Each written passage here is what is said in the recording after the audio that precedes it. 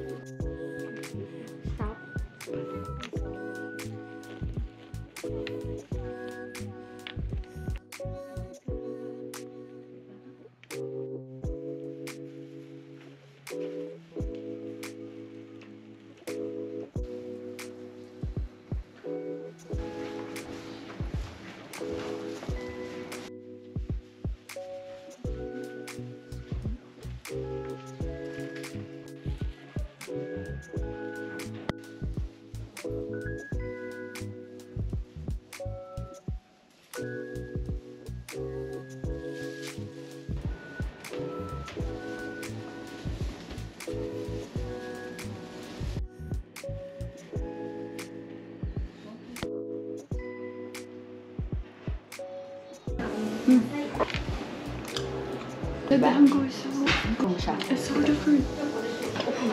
Okay combination siya kasi sweet tapos.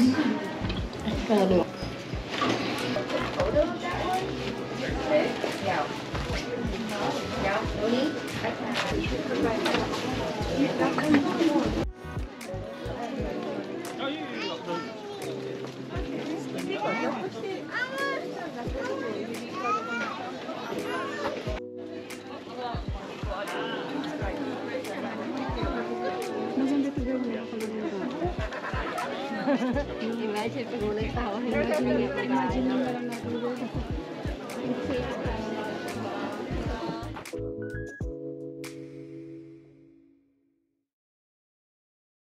Bakit nga bang daming nagpupunta ng Japan?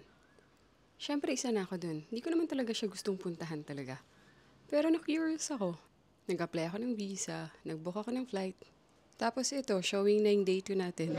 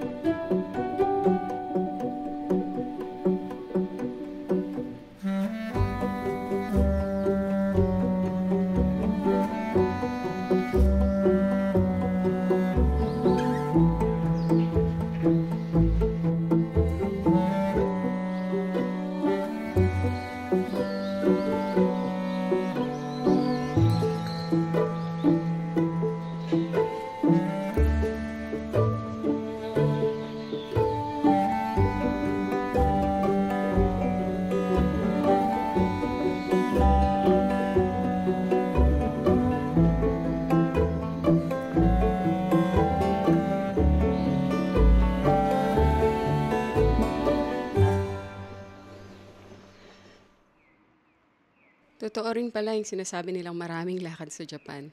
Kaya lagi akong nagnanap after ko pumunta sa isang lugar bago ako lumabas ulit.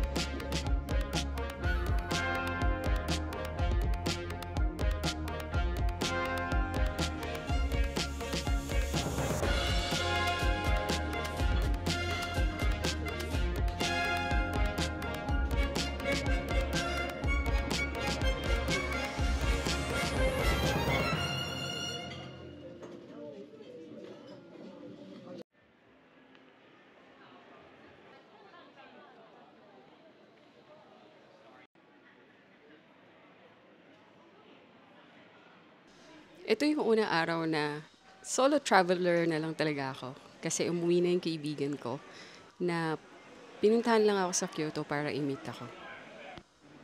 And so far, it was really successful. Kaso lang, mas masaya pala yung may kasamang mag-travel. Tuwing bumibisita ako sa isang lugar, hinahanap ko ang pinakamagandang puntahan. At ang lugar na pinuntahan ko ngayon ay talaga namang nilook forward kong puntahan and makita dito sa Japan. Ito nga rin pala yung unang beses kong sumakay mag-isa sa tren. Sabi nila, nakakalito raw. Maraming estasyon at minsan walang English translations. Pero ganun talaga. Kailangan ng oras para matutunan ng ilang bagay.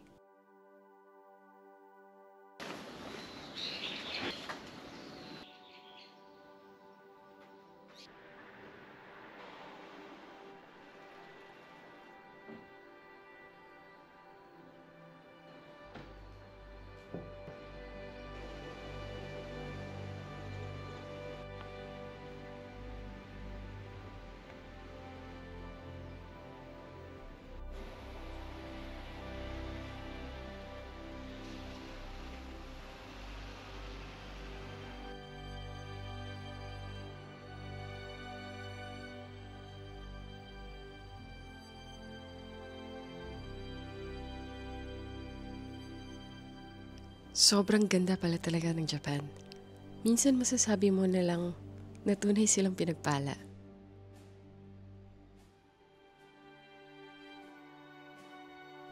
Eto rin pala yung unang araw na gumising ako ng medyo mas maaga para makarating ako sa lugar na hindi pa ganoon karami ang mga tao. And yung effort na yun, talagang sulit.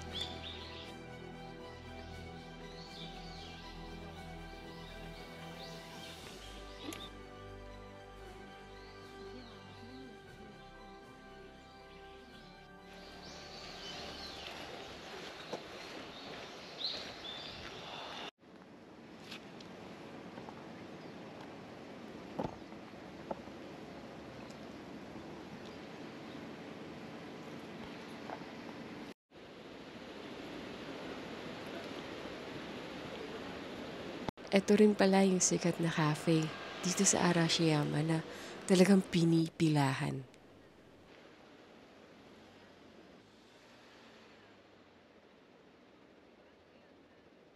Before sila nagbukas, wala talaga halos mga tao. Pero isang oras bago sila nagbukas, sobrang haba na agad ng pila. Kaya syempre, nakipila na rin ako. Gusto ko kasing matikman ng authentic green tea nila.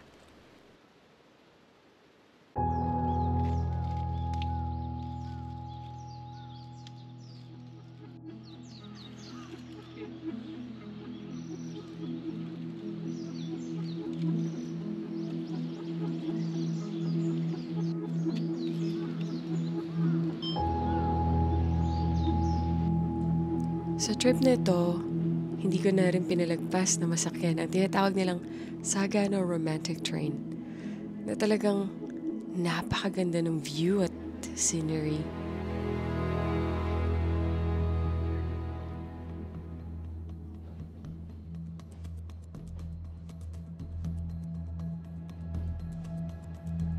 Downside nga lang, sobrang daming tao.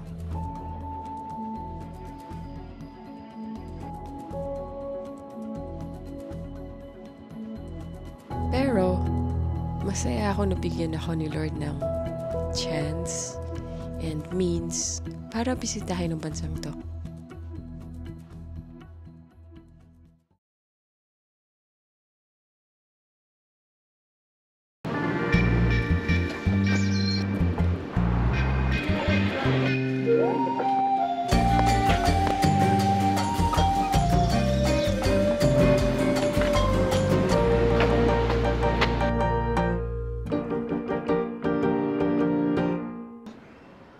Sa araw na to, binalikan ko yung lugar na pinuntahan ko nung unang araw ng paglibot ko dito sa Kyoto.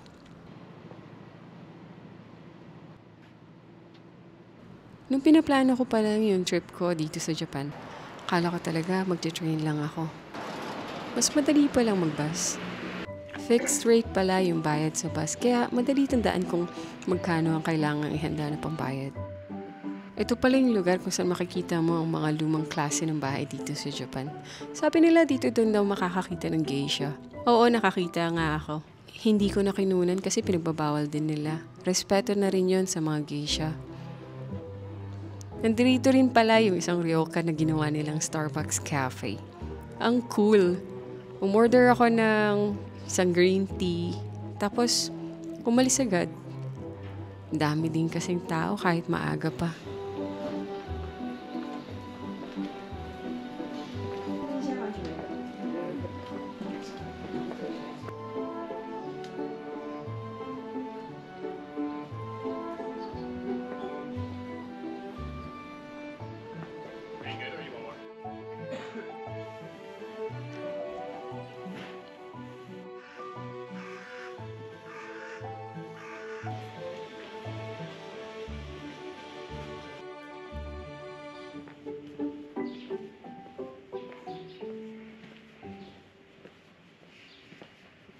Mas maganda palang lakarin tong lugar na to ng maaga habang wala pang masyadong tao.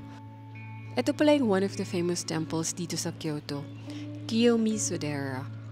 Sabi nila 1,200 years old na daw to. Grabe no, ang tagal na. Ang ganda ng place, napakaganda ng view.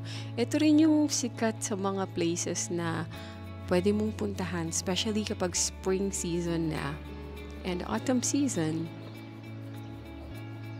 Kaya kahit may entrance fee, nire-recommend ko talaga at ire-recommend ko na puntahan tong place na to kung bibisita kayo sa Kyoto.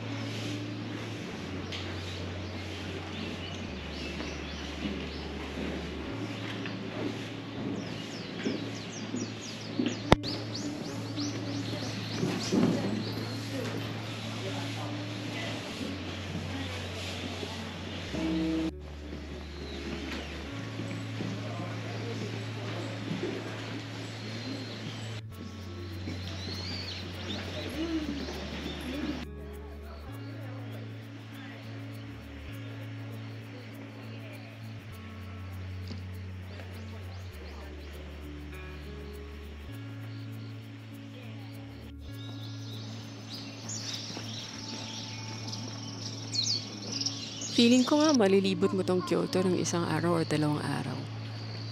Pero gusto ko kasing mag-spend ng isang araw bawat lugar. So yun ang ginawa ko. Hindi ko kasi alam kung kailan ulit ako makakabisita ng Japan.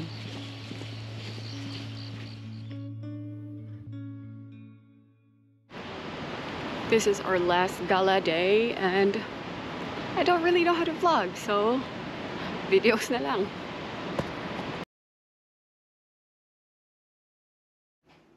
At ito na nga, isa sa mga bagay na gusto ko talaga matry dito sa Japan, magstay dito sa Capsule Hotel. Enough naman yung space niya, syempre pang isahang tao. Yun lang, hindi siya enough kung gusto mong ilagay yung mga gamit mo. Andito na rin pala ako sa Osaka. Malapit nga pala to dun sa tinatawag nilang Dotonbori. I also took my chance na makapag-take ng pictures habang maaga pa. Kasi isa talaga to sa mga dinadagsa ng mga turista, lalo na bumibisita dito sa Japan.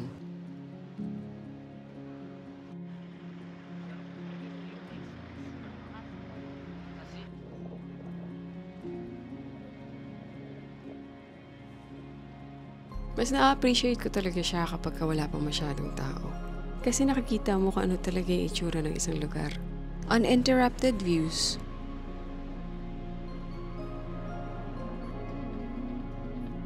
Gaya na lang nitong tila baga skinitang to.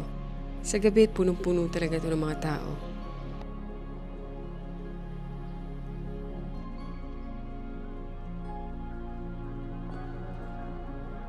Nagustuhan ko talaga yung paglalakad ko nung time na to. Nakita ko yung mga lokal na papunta pa lang ng trabaho nila. Yung iba naman busy na nag-aayos ng mga tindahan nila. At yung mga taong naglilinis na rin ng kalsada. Nagulat din pala ako nang makita na may mga poste din naman pala sila ng kuryente. Akala ko kasi underground wirings na sila. May mga ilan-ilan din pala mga lugar na makikita mo pa rin yung poste ng kuryente.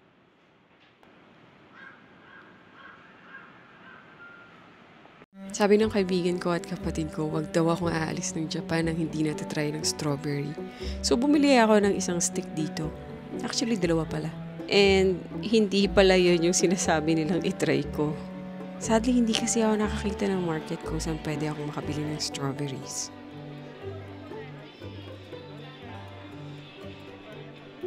Marami ka talaga makikita ang places katulad nito na maraming claw machines.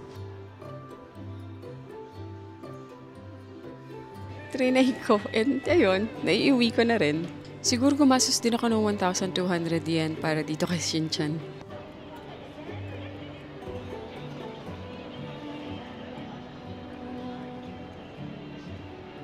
Ito rin pala yung spot na pwede kang mag-picture, katulad ni Auntie. Basta pumunta ka lang sa area na opposite nitong Glycoman at makikita mo na yung store where you can take a picture.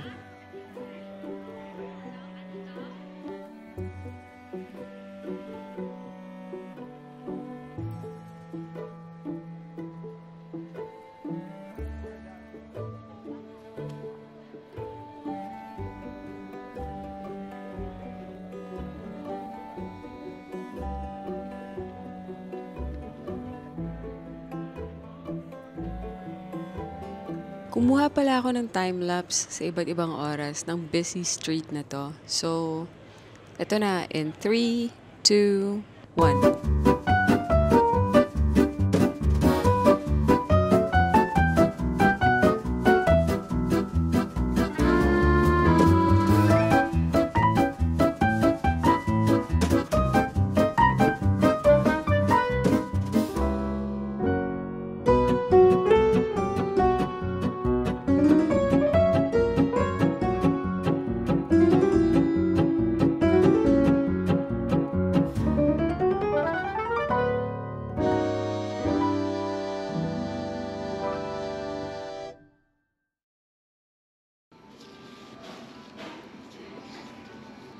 Ito rin pala yung araw na flight ko na pabalik ng Bangkok. So sabi ko, before ako makaalis, dapat mag-green tea ulit ako.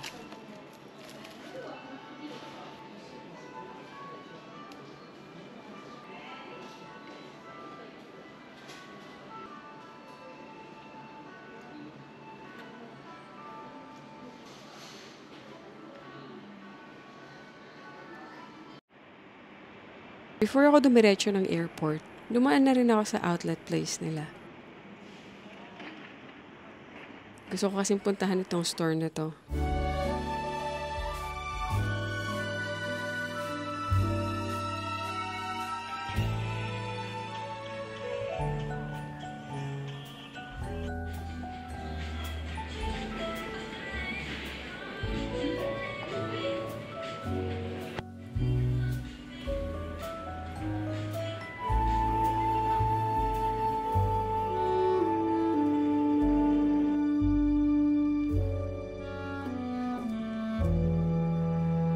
Dito na nga pala magtatapos itong 5 series travel vlog ko.